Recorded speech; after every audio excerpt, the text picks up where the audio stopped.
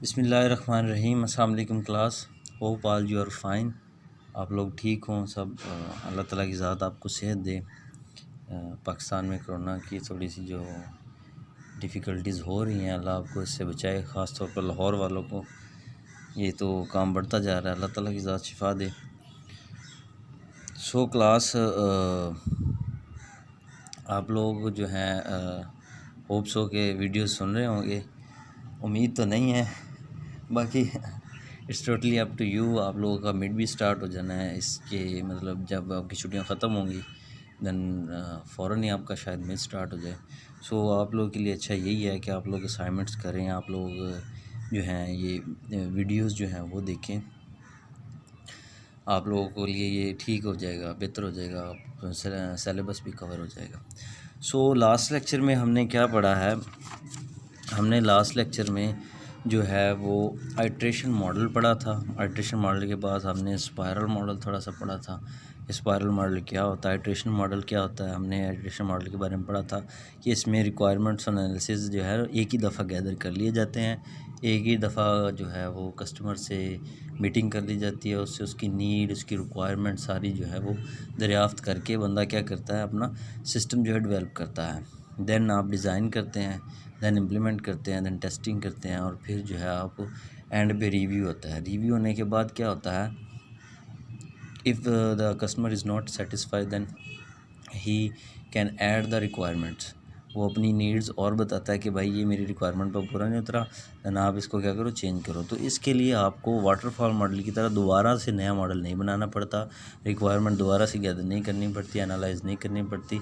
सिर्फ आप डिज़ाइन में जाते हैं, डिज़ाइन में जाकर देखते हैं क्या क्या चीज़ें हम और इसमें चेंजिंग कर सकते हैं। देन क्या आप उसको जो है डिज़ाइन में इसको इम्प्लीमेंट करते हैं और वो मॉड्यूल बना देते हैं। स्पायरल मॉडल में भी हमने इसी तरह स्पायरल किया, जिसमें हमने जो है वो चार चीज़ें, जो हमारे चार इसके थे एट्रीब्यूट्स, एक तरह से आप कह लें, वो planning, risk analysis, development and testing, evaluation, ये चार तरह के थे। जिसमें हमने प्लानिंग दो वो मॉड्यूल्स इकट्ठे करके एक मॉड्यूल बना दिया। रिस्क एनालिसिस है, उसमें हम क्या करते हैं, छोटे छोटे प्रोटोटाइप्स बना देते हैं, ठीक है, और फिर डेवलपमेंट करते हैं, फिर वैल्यूएशन करते हैं, फीडबैक लेते हैं। फीडबैक सही नहीं आया तो दोबारा से वो क्या करते हैं, वही प्रोसेस स्टार्ट होता है। तो डिसएडवांटेजेस इसके पड़े थे। सो क्लास, आज हमारा जो टॉपिक है वो लास्ट पे है। इसका जो मॉडल एक, उसे कहते हैं agile model. This is a very famous and very important model जो है आजकल जो चल रहा है। पूरी दुनिया की तकरीबन ऑलमोस्ट सारी की सारी ऑर्गेनाइजेशन जो हैं वो इस पे काम कर रही हैं, क्योंकि जैसे जैसे देखें इंसान जो है ना वो एवोल्यूशन की तरफ बढ़ता है। सबसे पहले देखें क्या था, पंखे कैसे थे, पंखे का कॉन्सेप्ट पहले पहले वक्तों में ये था कि एक बड़ी सारी डोर जो है वो कमरे में बांध देते थे, उसके साथ कपड़ा बांध देते थे, पुली से निकाल के एक पुली गुजार के एक धागा पुली से, और उसको एक बंदा पकड़ लेता था, वो ऐसे करके उसको खींचता था, पंखा सारे आ देता था। तो एवोल्यूशन ये हुई, इंसान ने सोचा कि कोई पंखा ही बनाया जाए जो चले, खुद ब खुद चले, इंसान को खपना ना पड़े। तो उसने पंखा डेवलप कर दिया। उसके बाद जो है वो एयर कूलर आ गया, एयर कूलर के बाद एसी आ गए, एसी से अब इन्वर्टर आ गए हैं, मतलब गर्मियों में जो है ठंडी हवा और सर्दियों में गर्म हवा, आईओटी एसी आ गए हैं। तो इस तरह जो है इंसान हमेशा क्या एवोल्यूशन की तरफ बढ़ता है। पहले बहुत बड़ा वैक्यूम तरह का कंप्यूटर्स होते थे, उसमें वैक्यूम्स लगे होते थे बहुत बड़े बड़े, 500 GB की हार्ड, ये इतनी बड़ी कमरे की होती थी, और 50 MB की, सॉरी। तो अब क्या है, अब जो है वो देखें आप तो 512 GB का एक नौखन जितना जो है वो क्या होता है, एक मेमोरी कार्ड होता है, फ्लैश OTG आप देख लें, छोटी छोटी फ्लैश हैं। तो ये क्या है, इंसान एवोल्यूशन की तरफ बढ़ता है। इसी तरह जब वाटरफॉल मॉडल 1972 में या 1973 में, if my memory serve me right, तो ये आया था। तो उसके बाद 1986 में जो है वो ये हमारा स्पायरल मॉडल आ गया। तो इस तरह एवोल्यूशन हुई, लोगों ने सोचना शुरू किया कि इसको मज़ीद कैसे बेहतर से बेहतर बनाया जा सकता है। तो ये जो है वो आइट्रेशन मॉडल जो है, आइट्रेशन कह रहा हूँ, एजाइल मॉडल जो है वो एंड पे इंट्रोड्यूस हुआ।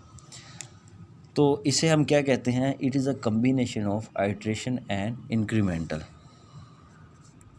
It is a combination of iteration या आइट्रेटिव मॉडल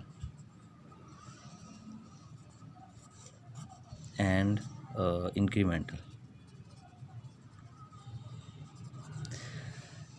तो ये जो मॉडल है एजाइल, ये क्या है, आइट्रेटिव मॉडल का और इंक्रीमेंटल का कम्बिनेशन है। आइट्रेटिव तो आपने पढ़ा हुआ है कि क्या होता है, मॉडल जिसमें रिक्वायरमेंट्स और वो एक ही दफ़ा पूछ ली जाती है, देन डिज़ाइन से स्टार्ट होता है। इंक्रीमेंटल मॉडल क्या होता है,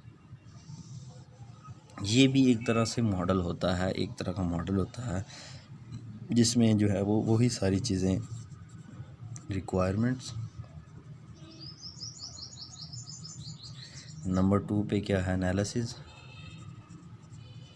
नंबर 3 पे क्या करते हैं, हम डिज़ाइन करते हैं, नंबर 4 पे हम क्या करते थे, इम्प्लीमेंटेशन, नंबर 5 पे टेस्टिंग, और नंबर 6 पे क्या करते थे, रिव्यू ले लेते थे या रिस्पॉन्ड रिव्यू ले लेते थे। तो क्या होता है कि इस जो I am so sorry, incremental model same as it is ही जो है वो हमारा आइट्रेटिव मॉडल की तरह ही होता है। इसमें क्या होता है सिर्फ कि जो जब डिज़ाइन की बारी आती है ना, जब डिज़ाइन करते हैं एनालिसिस के बाद, डिज़ाइन में हर चीज़ को छोटे छोटे जो है हिस्सों में तकसीम कर दिया जाता है। फॉर एग्ज़ाम्पल, जैसे आप एग्ज़ाम्पल ले लें कि मैंने ना घर बनाना है, तो घर बनाने के लिए मैं 4 मिस्त्री लगाता हूँ। तो एक मिस्त्री को कहता हूँ यार तुम ना किचन बना दो, एक को कहता हूँ तुम 2 कमरे बना दो, एक को कहता हूँ तुम जो है वॉशरूम बना दो, एक को कहता हूँ तुम जो लेंटर डाल दो। तो इस तरह एक बड़े काम को मैंने क्या किया, छोटे छोटे 4 कामों में डिवाइड कर दिया, ठीक है। तो इसी तरह ही बिल्कुल डिज़ाइन में करते हैं कि कोई भी बड़ा काम हो, कोई भी ऑर्गेनाइजेशन में टेक्नोलॉजी लगानी हो, कोई भी ऑर्गेनाइजेशन में जो है वो कुछ इंट्रोड्यूस करवाना हो, या सॉफ्टवेयर में भी आप ले लें या ऐप में भी आप ले लें, आपने कोई ऐप बनानी हो, आपने कुछ सॉफ्टवेयर बनाना हो, तो आप क्या करते हैं, उसको छोटे छोटे चंक्स में, छोटे छोटे टुकड़ों में डिवाइड कर देते हैं, ठीक है। और हर टुकड़े को एक अलग जो है ना वो काम देते हैं। ये बहुत ही यूनानियों का पुराना तरीका है कि जब कोई बड़ा काम करना हो तो उसको छोटे छोटे हिस्सों में डिवाइड कर दो। आजकल आप देखें, आपका जो TCP/IP प्रोटोकॉल है ना, वो भी बिल्कुल इसी तरह ही काम करता है। उसमें भी क्या होता है, जो है वो सेशन लेयर पे जो है वो इसी तरह ही काम होते हैं कि आपके पैकेट्स को, बड़े पैकेट को छोटे हिस्सों में तकसीम कर दिया जाता है ताकि सारी इन्फॉर्मेशन लॉस ना हो। अगर कुछ लॉस हो भी तो एक आधा पैकेट लॉस हो, जो आगे एक आधा पैकेट जाएगा, इंसान को उसका पता ही नहीं होगा कि इसका आगे वाला हिस्सा कौन सा, पीछे वाला हिस्सा कौन सा है, उसको समझ ही नहीं आएगी। जैसे आप ये रिक्वायरमेंट ही सेंड कर रहे हैं, ये ENTS एक पैकेट में है, UIR एक में, REQ एक में है, मतलब इसके 3 जो हैं वो पार्ट्स हैं। तो अगर मैं तीनों को सेंड कर रहा हूँ, तीनों को आगे पीछे, तो अब ये UTR जो है वो स्टोलन हो गया पैकेट, किसी ने चुरा लिया, तो उससे नहीं पता चलेगा कि ये UTR क्या है, इस UTR का क्या मतलब है, इससे ना पीछे वाला पैकेट हमारे पास है ना आगे वाला पैकेट है। तो इसी तरह ही जो है हम TCP/IP में भी इसी तरह ही करते हैं कि अपने डाटे को क्या कर लेते हैं, चंक्स में डिवाइड कर लेते हैं। इससे ये एक तो फ़ायदा ये होता है कि हमारे बिट कवर हो जाते हैं, हमारा बहुत बड़ा डाटा जो होता है वो छोटा हो जाता है, GB वाला जो है MB में हो जाता है। और दूसरा फ़ायदा इसका क्या होता है कि हमारा जो है पैकेट लॉस भी हो जाए तो इन्फॉर्मेशन जो है वो जो आगे जाएगी वो इनकम्प्लीट होगी। सो डिज़ाइन में, इस मॉडल में, जो इंक्रीमेंटल मॉडल में क्या होता है, जो डिज़ाइन बनता है, डिज़ाइन में हम क्या करते हैं, उसको छोटे छोटे वर्क को, जो काम है उसको छोटे छोटे जो है वो पार्ट्स में डिवाइड कर लेते हैं, हिस्सों में तकसीम कर लेते हैं। देन उन छोटे छोटे हिस्सों को क्या करते हैं, इम्प्लीमेंट करते हैं, फिर उनकी टेस्टिंग होती है, फिर रिव्यू होता है। बाकी सारा प्रोसेस सेम ही होता है। तो जो होता है सिर्फ डिज़ाइन, उसको हम छोटे छोटे पार्ट्स में डिवाइड कर लेते हैं। So that's why the agile is a combination of iterative model and incremental model. अब agile जो है ये क्या होता है, ये जो इस तरह का जो मॉडल है, ये जो पूरी दुनिया इसको यूज़ कर रही है, क्या इसमें जो फ़ायदा है कि पूरी दुनिया इसको यूज़ कर रही है। अब एजाइल में और इंक्रीमेंटल और इटरेटिव में कोई इतना बहुत बड़ा फ़र्क नहीं है। फ़र्क क्या है, इसमें हम क्या करते हैं, डिज़ाइन को छोटे छोटे हिस्सों में, कोई एक काम है ना, एक बड़ा काम है, उसको क्या कर लेते हैं, छोटे छोटे हिस्सों में डिवाइड कर लेते हैं। एजाइल में क्या होता है, एजाइल में पूरा मॉड्यूल ही अपने आप में क्या होता है, एक मॉडल होता है। फॉर एग्ज़ाम्पल मैं बताता हूँ आपको, ये एक मॉड्यूल होगा, ये दूसरा मॉड्यूल होगा, ये तीसरा मॉड्यूल होगा। तीनों मॉड्यूल ये नहीं होंगे कि इसको अलग-अलग इकट्ठा करके काम करेंगे, नहीं, तीनों मॉड्यूल हर एक काम अपने तरीके से कर रहा होगा। फॉर एग्ज़ाम्पल ये एक मॉड्यूल है, ये एक मॉड्यूल है, ये एक मॉड्यूल है। इस मॉड्यूल में क्या अल्हम्दुलिल्लाह, आई एम सॉरी, इस मॉड्यूल में क्या है, इस मॉड्यूल में डिज़ाइन होना है जी, ठीक है। डिज़ाइन के बाद क्या होना है, इम्प्लीमेंटेशन होनी है, फिर टेस्टिंग होनी है, फिर रिव्यू होना है, ठीक है। इस जो एक मॉड्यूल है इसमें क्या होना है, सेम उसी तरह ही सारा काम होना है कि पहले डिज़ाइन, फिर इम्प्लीमेंटेशन, फिर टेस्टिंग, और फिर क्या होना है उसका जो है वो रिव्यू होना है। तो ये एक मॉड्यूल है सेम एज इट इज़, ये एक मॉड्यूल है, डिज़ाइन होना है, इम्प्लीमेंटेशन होनी है, टेस्टिंग होनी है और रिव्यू होना है, मेंटेनेंस जिसे हम कहते हैं, ठीक है। और सेम ये मॉड्यूल है जिसमें डिज़ाइन होना है, इम्प्लीमेंटेशन होनी है, टेस्टिंग होनी है और जो है ना मेंटेनेंस होनी है। तो ये हर एक काम जो है वो बड़ा बड़ा मॉड्यूल जो है, ये एक्चुअल में होता ही बहुत बड़ी ऑर्गेनाइजेशन के लिए, जिसमें बहुत, जैसे गूगल है, जैसे इस तरह की बड़ी ऑर्गेनाइजेशन है ना, उनके लिए ये होता है। अब क्या है, अब अगर कोई बंदा HR के डिपार्टमेंट में बैठा हुआ है ना, तो वो भी क्या करेगा, वो अपने मॉड्यूल का एक मॉड्यूल बनाएगा, वो अपने डिपार्टमेंट का एक मॉड्यूल बनाएगा। अगर कोई जो है फाइनेंस पे बैठा हुआ है तो वो अपने डिपार्टमेंट का, कोई प्लानिंग पे बैठा हुआ अपने डिपार्टमेंट का, हर डिपार्टमेंट अपना अपना मॉड्यूल खुद ही बनाएंगे। तो कहने का मतलब ये है कि हर जो काम है, हर जो है इसमें, वो क्या होगा, हर काम का एक अपना मॉड्यूल होगा। समझ रहे हैं ना आपकी बात को। तो सारे मॉड्यूल मिलके क्या बनाते हैं, एक एजाइल मॉडल बनाते हैं। तो ये ऐसे प्रोजेक्ट जिसमें हमें कोई न्यू चेंज बार बार रिक्वायर्ड हो, मतलब किसी एक जो है ना वो मॉड्यूल में हमने चेंजिंग करनी है, ठीक है। तो क्या करते हैं, किसी एक मॉड्यूल में चेंजिंग करनी है तो उसी मॉड्यूल को पकड़ते हैं और चेंज कर देते हैं। पूरे का पूरा सिस्टम, पूरी की पूरी ऑर्गेनाइजेशन को चेंज करने की ज़रूरत नहीं पड़ती, पूरा का पूरा मॉडल को चेंज करने की ज़रूरत नहीं पड़ती। इसलिए तो अब क्या करते हैं, ऑर्गेनाइजेशन में जब टेक्नोलॉजी लगाते हैं तो हर चीज़ पे एजाइल जो है, एजाइल वाला मॉडल इम्प्लीमेंट करते हैं कि हमें दूसरी चीज़ को ना छेड़ना पड़े, सिर्फ जो चीज़ हमें चाहिए सिर्फ उसको पकड़ें, उसमें इम्प्लीमेंटेशन करें, उसमें इन्हांसमेंट करें, उसमें डिक्रीज़ करें उसको। तो वो क्या होता है, सिर्फ वही का वही जो है मॉड्यूल चेंज हो, बाकी सारे मॉड्यूल क्या हो, स्टिल अपनी जगह पे वैसे के वैसे रहें। अब ऐसे प्रोजेक्ट जिसमें हमें कोई न्यू चेंज बार बार जो है रिक्वायर्ड हो, ठीक है, when we change are needed to be implemented, जब कोई नया जो है वो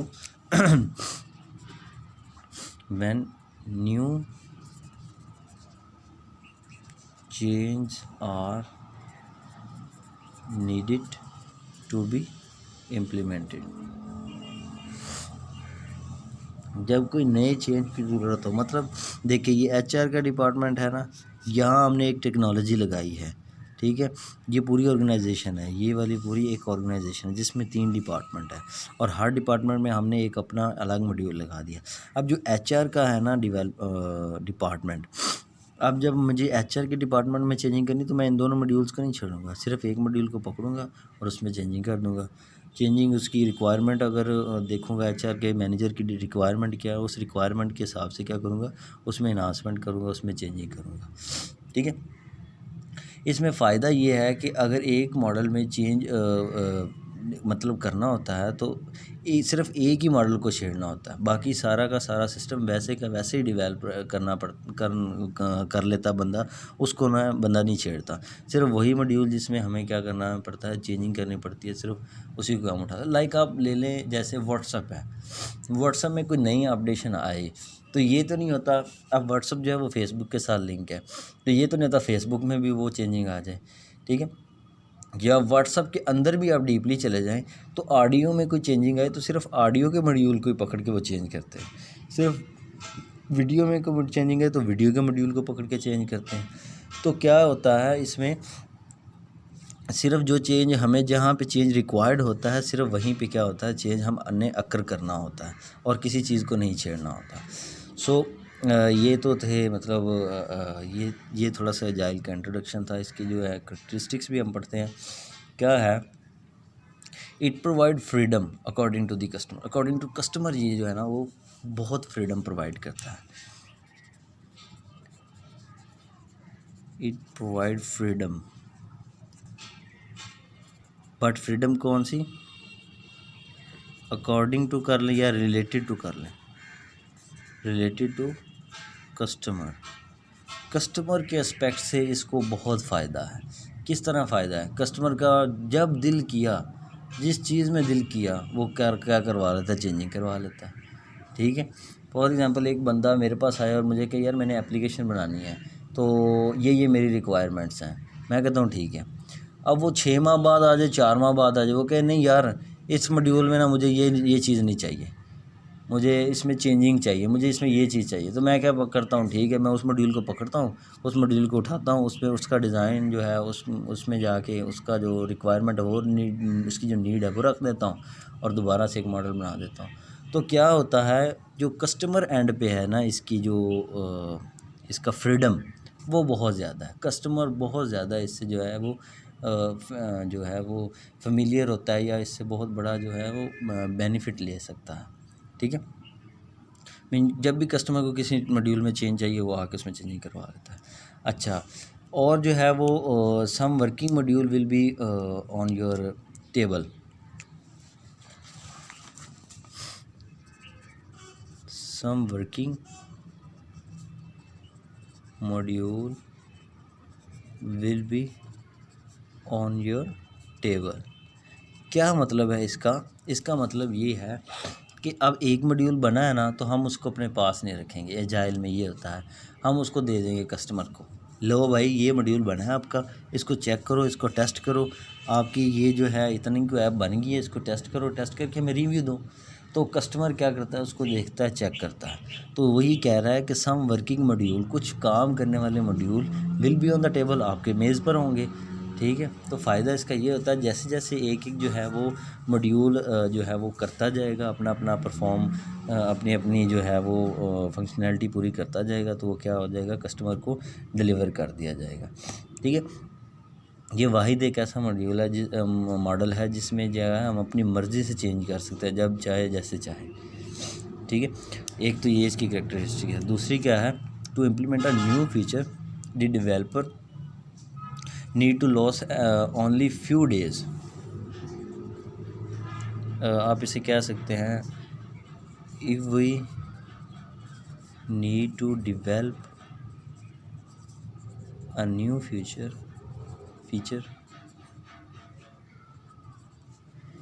the developer need to loss only few days, few hours भी हो सकते हैं। तो क्या कहने का मतलब है कि if we need to develop a new feature, अगर आपने कोई नया फ़ीचर जो है वो डिवेल्प करना है किसी भी मॉड्यूल के एंड पे, तो क्या करेगा, डिवेलपर को कोई खपना नहीं पड़ेगा। डिवेलपर के एंड पे ये जो इसका बेनिफिट हो रहा है उसको खपना नहीं पड़ेगा। वो क्या करेगा, सिर्फ वो मॉड्यूल उठाएगा, उसमें से चेंजिंग करके तो वो जो है ना वो कस्टमर को दोबारा दे देगा। तो developer need to loss only a few days, 1-2-4 दिन में वो मॉड्यूल को सेट करेगा, उसकी रिक्वायरमेंट उसमें जो है इंसर्ट करेगा, उसको बना के दे देगा। कुछ घंटे भी लग सकते हैं। ठीक है, तो ये जो है डेवलपर एंड पे भी इसका जो है फ़ायदा है। Limited planning will be required, ठीक है, एज़ कम्पेयर टू वाटरफॉल और other model. Limited planning will be required as compared to waterfall और अदर। क्या मतलब है इसका, limited planning will be required as compare to waterfall और अदर, कि आपको जो है रिक्वायरमेंट गैदर करने के लिए लिमिटेड प्लानिंग करनी पड़ती है। कैसे, ये तो बहुत बड़ा है और मतलब इसमें तो बहुत बड़ी बड़ी ऑर्गेनाइजेशन जो है वो इन्वॉल्व होती हैं, तो इसका जो स्ट्रक्चर तो बहुत बड़ा है। तो हम क्या करते हैं इसमें, चूँकि हमने देखा है अलग अलग टाइप के मॉड्यूल्स होते हैं, अलग अलग टाइप की फंक्शनैलिटी को परफॉर्म करने के लिए अलग अलग टाइप के मॉड्यूल्स होते हैं। तो हम क्या करते हैं, हर एक मॉड्यूल को एक एक काम सौंप देते हैं। अब जो जितना भी बड़ी ऑर्गेनाइजेशन हो, जब एक मॉड्यूल ने सिर्फ एक ही काम करना है तो उसको प्लानिंग भी उस हिसाब से करनी पड़ेगी, उतनी ही लिमिटेड रह के करनी पड़ेगी, उसमें उसको ज़्यादा खपना नहीं पड़ेगा। जैसे अगर वाटरफॉल हम बनाते हैं ना, तो हम क्या करते हैं पूरे सिस्टम को डेवलप करने के लिए क्या करते हैं, एक जो है ना वो प्लानिंग करते हैं या स्टडी करते हैं, डाटा गैदर करते हैं। तो वो पूरा सिस्टम बनाना होता है, इधर तो हमने एक छोटा मॉड्यूल बनाना है, ठीक है, और उस मॉड्यूल के लिए सिर्फ हमने प्लानिंग करनी है। तो क्या है, limited planning will be required as compare to waterfall और अदर, ठीक है।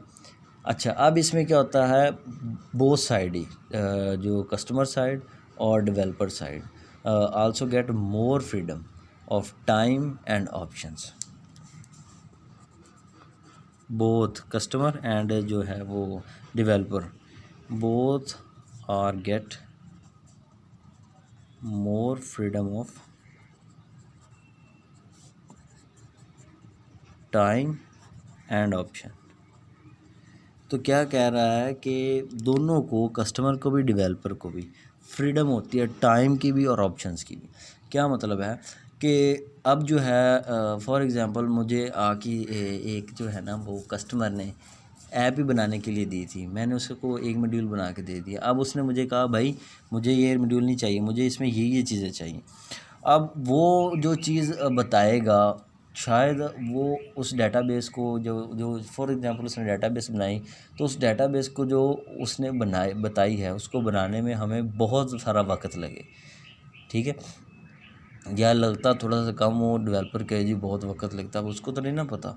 तो क्या है, फ्रीडम है किसको, डेवलपर को, ठीक है, और कस्टमर को फ्रीडम है। कस्टमर को फ्रीडम जो है वो इकोनॉमिकली है, ठीक है, उसे ये पता है कि मैंने 10,000 देना है, मेरा काम हो ही जाना है, किसी ना किसी दिन तो हो ही जाना है, ठीक है।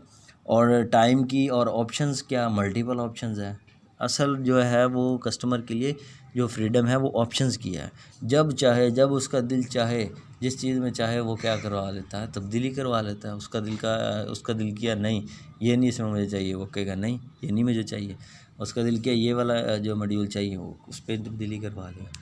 तो ये जो है इसकी जो थोड़ी सी करैक्टरिस्टिक्स हैं स्क्रम, और इसकी सबसे जो बेहतरीन जो एग्ज़ाम्पल है आजकल स्क्रम, ठीक है।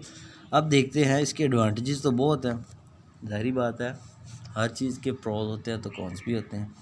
तो इसके जो हम डीमेरिट्स देखते हैं कि डीमेरिट्स क्या हैं, तो पहले एडवांटेजेस देख लेते हैं।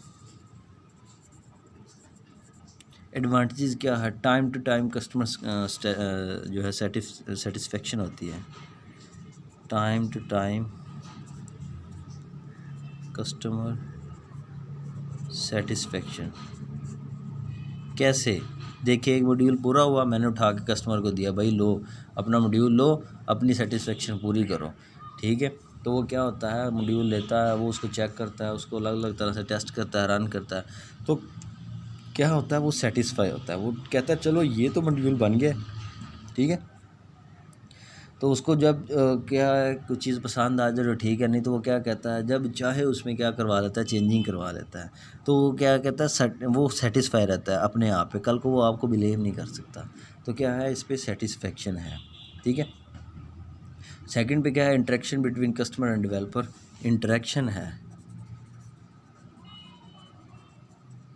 किसके दरमियान, बिटवीन कस्टमर और डेवलपर के दरमियान।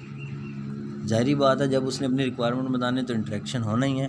तो जैसे जैसे इंटरेक्शन होगा, कम्युनिकेशन बढ़ेगी, तो ताल्लुक भी बढ़ जाता है, वैसे बंदे की तबीयत का भी पता चलना शुरू हो जाता है, और बंदे को पता चल जाता है कि इसको किस चीज़ की ज़रूरत है, ये क्या चीज़ डिमांड करना चाह रहा है, या ये चीज़ बताना चाह रहा है, मैं इसको पिक नहीं कर पा रहा, तो वो ज़्यादा से ज़्यादा मिलने से क्या होता है वो भी पता चल जाता है, ठीक है।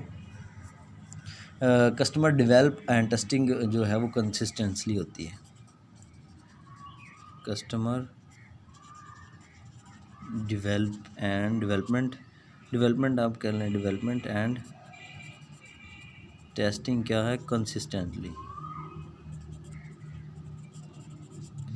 तो कस्टमर और डेवलपर के दरमियान जो है वो जो इंटरेक्शन है, जो उसने उसको मॉड्यूल देने हैं, तो कस्टमर क्या होता है, डेवलपमेंट जो है जो की गई होती है उसको बार बार चेक करता है। तो टेस्ट भी होती रहती है आपकी टेक्नोलॉजीज़, आपका सॉफ्टवेयर, आपकी जो काम है, तो वो कंसिस्टेंटली क्या होती रहती है, टेस्टिंग होती रहती है। ठीक है। Working software is delivered frequently. Working software is delivered consistently, frequently आप कह लें। क्या मतलब है इसका, कि जितना मॉड्यूल बन गया हमने उसको उठा के दे देना है। वो तो वर्किंग में है, वो तो काम कर रहा है, तो हम उसको क्या कहेंगे, भाई इतना मॉड्यूल बन गया है, ये तुम लो। तो वर्किंग मॉड्यूल क्या होते हैं, वर्किंग सॉफ्टवेयर या working module is delivered frequently, वो साथ साथ क्या होते रहते हैं, डिलीवर्ड होते रहते हैं। ठीक है, ये भी इसका एक फ़ायदा है। अच्छा, you can check your employees, आप अपने जो है वो एम्प्लॉयज़ को चेक कर सकते हैं कंटिन्यूसली। ठीक है, मीन के मैं डेवलपर हूँ, मैंने ज़ाहिर बात है 8-10 बंदे अपने नीचे रखे हुए हैं। ठीक है, मैं तो लिख देता हूँ, you can check your employees as well. ये क्या है, डेवलपर एंड पे है फ़ायदा। डेवलपर एंड पे कैसे फ़ायदा है, मैंने 8-10 बंदे रखे हुए हैं। ठीक है, वो जब कस्टमर उसको दे के गया है डेवलपमेंट करने के लिए या उसको टेक्नोलॉजी बनाने के लिए, और वो मैं उससे हर वीक कस्टमर आएगा, उससे पूछेगा, उससे इंटरेक्शन लेगा, तो ज़ाहिर बात है फीडबैक मुझे मिलेगा, मुझे कहेगा कि यार आपका बंदा काम नहीं कर रहा, या मुझे मेरा काम मिल नहीं रहा। तो क्या होगा, you can check your employees, आप अपने एम्प्लॉयज़ को या आप अपने एम्प्लॉयज़ की जो है उनकी टेक्निकल जो स्किल्स हैं वो चेक कर सकते हैं। To technical excellent and great design, आप उनका क्या देख सकते हैं, उनकी जो है स्पेशलिटी देख सकते हैं कि वो किस तरह से काम कर रहे हैं या नहीं कर रहे। ठीक है, तो ये जो है आप अपने एम्प्लॉयज़ को देख सकते हैं। तो ये इसके क्या थे, एडवांटेजेस थे। डिसएडवांटेजेस क्या हैं इसके,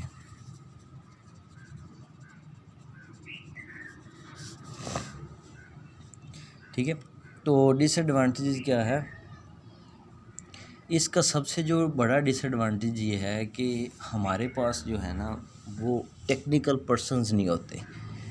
फॉर एग्ज़ाम्पल मैंने जो है वो एक एजाइल ही बनाना है, तो एआई का, आर्टिफिशियल इंटेलिजेंस का, तो मेरे पास जो है मशीन लर्निंग के बंदे होने चाहिए, मेरे पास थ्योरी ऑफ ऑटोमेटा के बंदे होने चाहिए, मेरे पास डेवलपर होने चाहिए, ठीक है, रिसर्चर होने चाहिए। तो क्या होता है कि मेरे पास जो है ना वो टेक्निकल बंदे नहीं होते। ठीक है, हर मॉड्यूल के लिए चूँकि अलग अलग बंदे चाहिए, ये चूँकि एक बड़ा कम्प्लेक्स और बहुत जो है ना वो बड़ा एक जो सिस्टम डिज़ाइन करना होता है, इसमें बहुत बड़े बड़े डिसीजन लेने पड़ते हैं। ठीक है, उनको हाई करने के लिए तो हमें क्या चाहिए, एक टेक्निकल टीम चाहिए, जो एक्सपर्ट टीम मैं कह सकता हूँ, we must have a expert team. ठीक है, तो एक्सपर्ट टीम ना होने की वजह से, टेक्निकल पर्सन्स ना होने की वजह से आपका सारे का सारा एजाइल क्या हो सकता है, तबाह हो सकता है। ठीक है, तो मॉड्यूल ख़राब बनेंगे, जब मॉड्यूल ख़राब बनेंगे तो आपका प्रोजेक्ट ख़राब बनेगा। तो वो एंड पे आके एंड तक किस पे बात आ जाती है, एक्सपर्टीज़ पे आ जाती है कि बंदे एक्सपर्ट्स नहीं हैं। ठीक है, किसी भी जो है वो मॉड्यूल एक्सपीरियंस्ड बंदे नहीं हैं किसी मॉड्यूल को रन करने के लिए। सो ये क्लास जो है ना वो इसका एक बहुत बड़ा डिसएडवांटेज यही है। सो आज जो हमने क्या पढ़ा है, हमने एजाइल पढ़ा है, जिसमें हमने पहले इंक्रीमेंटल जो है वो मॉडल पढ़ा है कि वो क्या होता है, उसमें डिज़ाइन में हम छोटे छोटे चंक्स बना लेते हैं। एजाइल में क्या होता है, हम जो एक बड़े काम को छोटे छोटे मॉड्यूल में डिफ़ाइन कर लेते हैं और उन छोटे छोटे मॉड्यूल को ही एक जो है वो मॉडल बना लेते हैं जिसमें वही सारे फंक्शंस होते हैं। कि मतलब ये एक मॉडल है, इसके साथ एक और मॉडल है, उसके साथ एक और मॉडल, तो तीनों चारों मॉडल मिलके क्या बनाते हैं, एक ऑर्गेनाइजेशन बना देते हैं, एक बहुत बड़ा प्रोजेक्ट बना देते हैं। सो इसके हमने क्या पढ़े हैं, जो करैक्टरिस्टिक्स पढ़ी हैं, ठीक है। करैक्टरिस्टिक्स के बाद जाइल क्या होता है वो पढ़ा है, करैक्टरिस्टिक्स पढ़ी हैं, दैन इसके एडवांटेजेस पढ़े हैं, और फिर हमने क्या इसका एक डिसएडवांटेज पढ़ा।